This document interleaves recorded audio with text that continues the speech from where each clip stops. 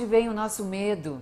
Hoje nós vamos tratar disso com diversos especialistas no assunto, mas um deles é um convidado muito querido, muito importante, que eu tenho certeza, se você ainda não conhece, não vai mais esquecer, pela capacidade, pelo conhecimento e pela simpatia, que é Luiz Roberto Padilla, que está aqui comigo, professor da Universidade Federal, que tem um largo conhecimento, um currículo que eu precisaria ficar aqui quase que o programa todo para descrever esse currículo, que é fantástico. E seja bem-vindo. Muito bem, muito obrigado pela acolhida. É um prazer estar aqui com vocês. Vamos tratar desse assunto que nos diz respeito a todos. O medo, de onde vem o nosso medo, por que ele se amplia na sociedade contemporânea e o que a gente pode fazer, especialmente a respeito, para controlar esse medo, não deixar o medo nos dominar, pois o medo é a pequena morte, porque ele bloqueia o funcionamento do nosso racional, o nosso cérebro não funciona direito, nosso pensamento não funciona direito, o medo incapacita o funcionamento. Há uma série de fatores científicos com relação a isso, né?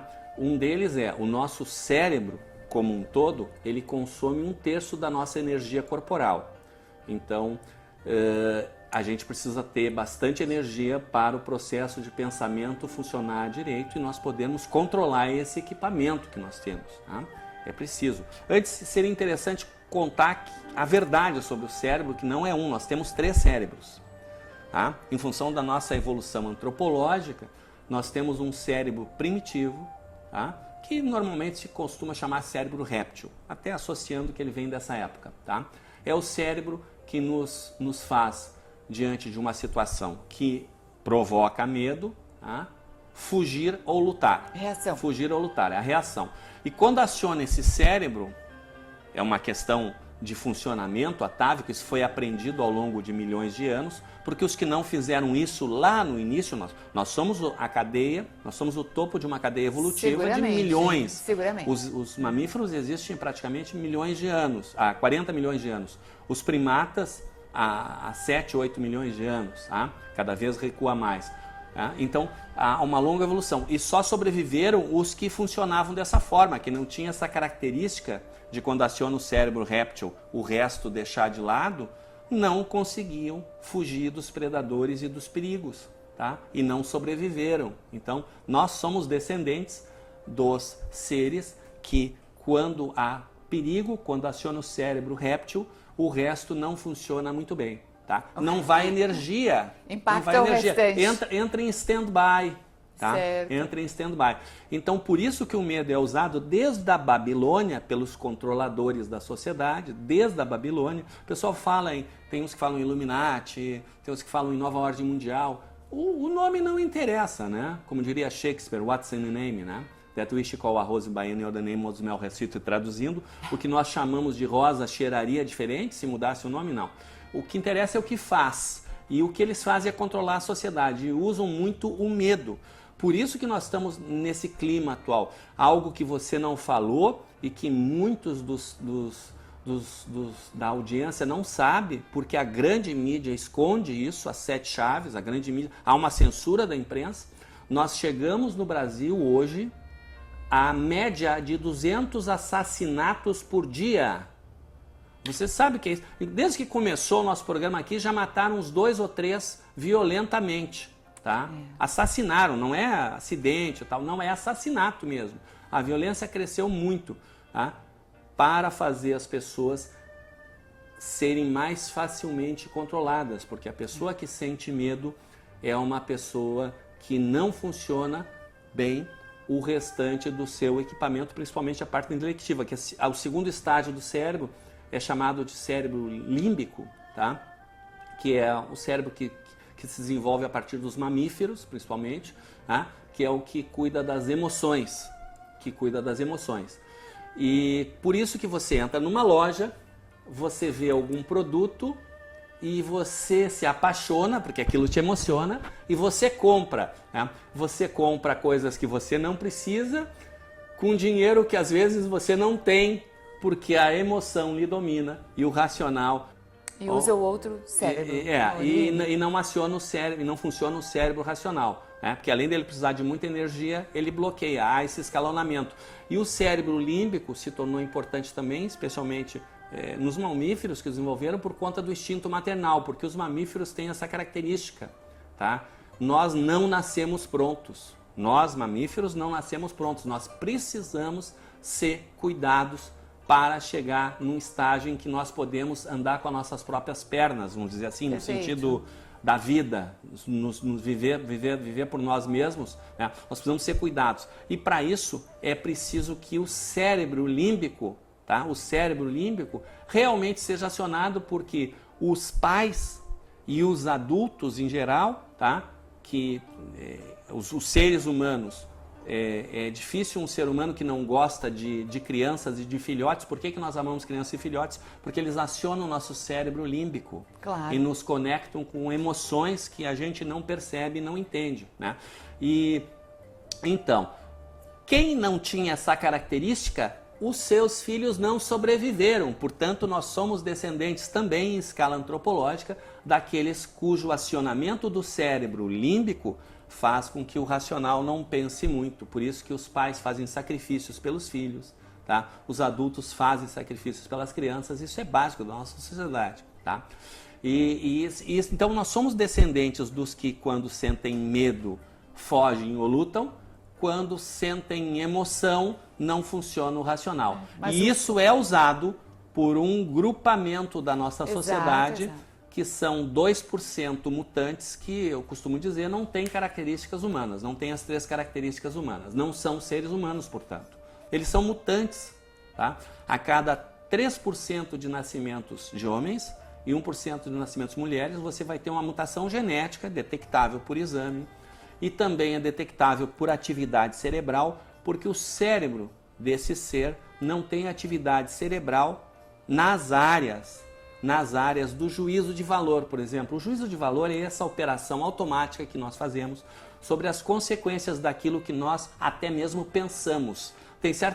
Quantas vezes você vê as pessoas dizerem, você mesmo diz a expressão, nunca pensei nisso? Não passa pela cabeça, por quê? Porque o juízo de valor bloqueia. O juízo de valor é como se fosse um antivírus, um anti-spyware, né? Um firewall poderoso que impede que até pensamentos que possam causar risco à ecologia própria e daquilo com o qual a gente se importa, as pessoas significativas, tá? Esse juízo de valor impede que a gente faça isso. Tá? Isso é uma característica do ser humano e isso requer energia, consome tempo, tá?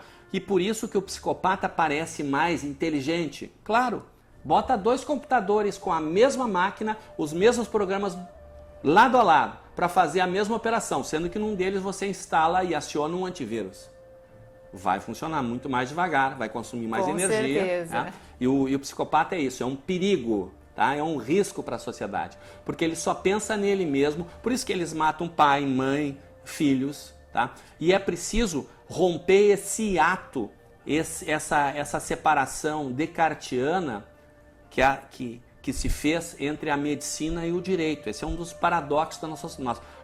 Para superarmos o medo, porque o psicopata ele manipula tanto a pessoa com que ele interage, quanto coletivamente, ele manipula para criar um ambiente propício para ele. E o ambiente propício para ele é um ambiente de medo, onde as pessoas não vão funcionar, tá? Porque ele não sente, ele é um paradoxo, porque ele não sente medo, que é uma emoção. Ele não aciona o cérebro réptil, tá? Dele, tá? Ele não tem essa característica, tá? Embora ele seja muito covarde. Por quê? Porque ele não tem emoção, e a coragem é uma emoção, a motivação é uma emoção. Ele não tem a conexão espiritual. E tem 2 postagens que foram feitas em junho. Uma é sobre o psicopata em si mesmo, como ele é, como é que ele funciona e como é que ele faz a manipulação a granel, assim, de pessoa a pessoa. Como é que ele faz essa manipulação? E a outra é o quanto eles são perigosos, porque eles fazem manipulação coletiva. E aí explica como que eles fazem. Porque eles usam sempre as mesmas técnicas e funciona há milênios. Essas mesmas técnicas funcionam há milênios. Por quê? Porque nós, seres humanos, somos desinformados a respeito dessas verdadeiras armadilhas ambulantes que andam em cima de 2 pés, num equipamento que parece humano, parece igual a nós, e eles fingem serem humanos. Eles matam o Celso Daniel e vão chorar no velório. Eles derrubam o avião do Eduardo Campos e decretam um luto oficial, né, fazendo cara de choro na televisão, tá? Porque eles fingem ter emoções para nos manipular. Eles usam muito, existe uma palavrinha, para quem não conhece, é a palavra técnica usada no meio das ciências humanas, que é o rapport. Vem do francês, foi a portuguesa, no francês escreve, né, com letra dupla, e no português se bota um E no final e se fala rapporte. Rapporte. Pois o rapporte é uma qualidade da comunicação. Para termos uma boa comunicação, nós precisamos ter rapporte. Por isso que a gente sorri, né? Por isso que a gente faz um olhar interessante e procura, quando diretamente, procura estabelecer uma linkagem. Então, o que o psicopata faz? Ele percebe que o rapport é uma arma poderosa para criar idolatria. Ele percebe no seu alvo, na pessoa ou nas pessoas que ele quer manipular, quais são as crenças e valores dessa pessoa e fica validando tudo que essa pessoa, né, tudo que essa pessoa diz, faz, quer. Ele jura, a pessoa é colorada, então ele jura que ele é colorado. Ou a pessoa diz que não gosta de futebol, ele diz que realmente futebol não gosta de futebol. E ele varia, ele para um diz uma coisa, para o outro ele diz outra. E aí grande parte das maldades não são feitas pelos psicopatas, porque eles têm medo de serem descobertos e serem flagrados e serem... É pela equipe. Eles montam uma entourage, uma equipe, seguidores, no seu entorno de psicopatetas. Por que eu digo psicopatetas? Porque essas pessoas, na verdade, tecnicamente, em ciências humanas, se chamá-los de esquizofrênicos. Por quê? Porque eles estão alucinando. Eles alucinam que aquele psicopata, que é a corporificação do mal, é o mal corporificado. Eles acreditam que aquele psicopata é tudo de bom, tá? Tudo de bom. Que aquele psicopata quer o bem de todos, quer o bem dele e tal, que tudo que ele quer é o bem. Vamos entrar nessa questão do esporte, porque essa questão é muito forte, é um dos objetivos da tua vinda hoje aqui também, né? Porque o esporte ajuda você a vencer o medo, tá? O esporte praticado em alto rendimento ou a prática de arte marcial. Quando se chama alto rendimento, que é o nome técnico, é o esporte que o ganho emocional, que é o objetivo desse esporte, não é propriamente de quem faz, mas de quem assiste, porque é o esporte espetáculo, tá? O esporte espetáculo. E o esporte, quando ele é praticado em alto rendimento, como o atleta precisa se superar, ele aprende a dominar a si mesmo, inclusive o próprio medo. Há várias situações em que ele precisa vencer isso, né? Imagina o próprio futebol, que é muito comum. Imagina o que é o emocional do atleta que vai bater o pênalti ou do goleiro na hora de uma falta, não digo nem do pênalti, mas numa falta muito perigosa na entrada da área ali, que a barreira já está dentro da pequena área.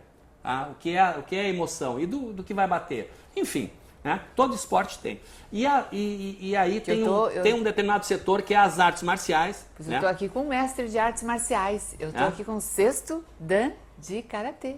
É uma alegria, inclusive eu propositadamente eu vim com uniforme de árbitro. Mas nós já de árbitro competição, né?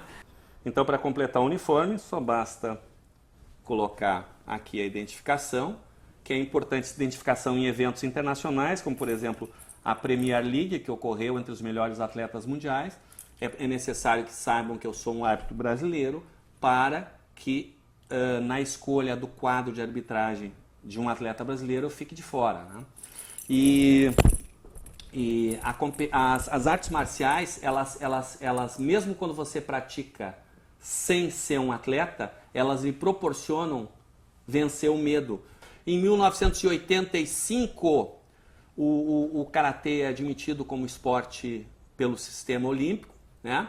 E começa então uma longa jornada de evolução nas regras, porque se tornou paradoxal. O karatê é uma técnica mortal, você pode matar uma pessoa usando golpes, tá? Porque você aprende como fazer, como nocautear de uma forma rápida, eficaz, né?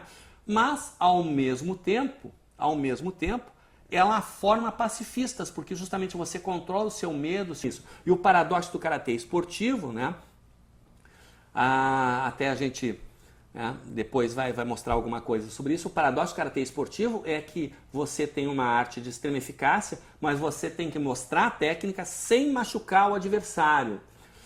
Esse ano, como eu mostrei aqui, eu arbitrei a Premier League, né, que é o top mundial, o top mundial, e os atletas são muito rápidos, são tão rápidos que nós temos uma persistência óptica, uma sucessão de quadros, a gente não enxerga um fluxo de imagem, são quadros, 24 quadros por segundo, 24 quadros por segundo.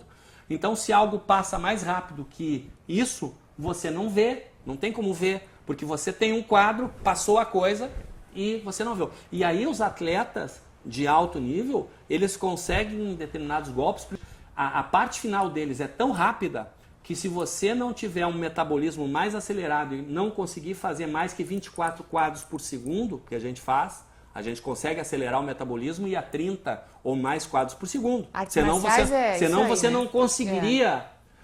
Foi feito testes em vários locais, na USP, comparando com atletas de outras modalidades. O tempo de reação do atleta de karatê, em média, é 20% mais rápido que dos atletas de outras modalidades. Fizeram com atletas de várias modalidades. A Laura é a atleta da seleção gaúcha. Vai entrar aqui Vem atrás, aqui atrás de nós, Laura, para o pessoal te ver. A Laura vai... Faixa preta. A Laura vai fazer uma demonstração. Primeiro dan, participou de muitas competições. Tá? Tem também atuado como árbitra nas competições de primeiro grau. Nós vamos fazer uma demonstração de algumas técnicas de karatê para o pessoal ter uma ideia aqui. Eu apresentei como mestrado em antropologia na Universidade de Salamanca e León, na Espanha, justamente um trabalho que eu desenvolvo demonstrando que a emoção é o vórtice, é o núcleo em torno do qual toda a ação humana acontece. Tudo que é humano atua em torno da emoção. Ela é a interseção de todos os planos de atuação. O plano dos fatos, o plano das crenças e valores, que é permeado de crenças falsas e valores invertidos, a inversão de valores. O plano do direito e o plano do esporte. A interseção de todos eles são as emoções. E é aí que eles usam para nos manipular. Então, no momento que você tem consciência de que essas armadilhas existem e que as emoções são usadas para isso, tá? Você tem condições. Existem vários grupos que estudam, e eu quero mostrar para vocês aqui, ó. É o NIET. Nós temos na Universidade Federal do Rio Grande do Sul o NIET, o Núcleo Interdisciplinar de Estudos Transdisciplinares sobre Espiritualidade, desde o ano 2000, tá? Que é um espaço destinado, tá? À investigação, tá? Da ciência. E é uma coisa muito interessante, né? O Francis Bacon disse essa frase, que a pouca ciência afasta de Deus e muita ciência nos aproxima dele, né? E é muito interessante que dos temas mais complexos que existe, que é a física quântica, que estuda a natureza íntima do universo, justamente todo cientista que começa a se aprofundar na física quântica, ele começa a se tornar um místico, não é religioso, mas um místico, porque ele começa a entender tudo isso, essa interação. Um dos experimentos que eles estão tentando desenvolver lá no CERN é justamente demonstrar que existe uma energia única no universo e que tudo deriva, todas as energias e todas as partículas derivam de alguma plasmicidade dessa energia única do universo, que seria a essência divina de todas as coisas, né, que todas as religiões, nessa tradição judaico-cristã, né,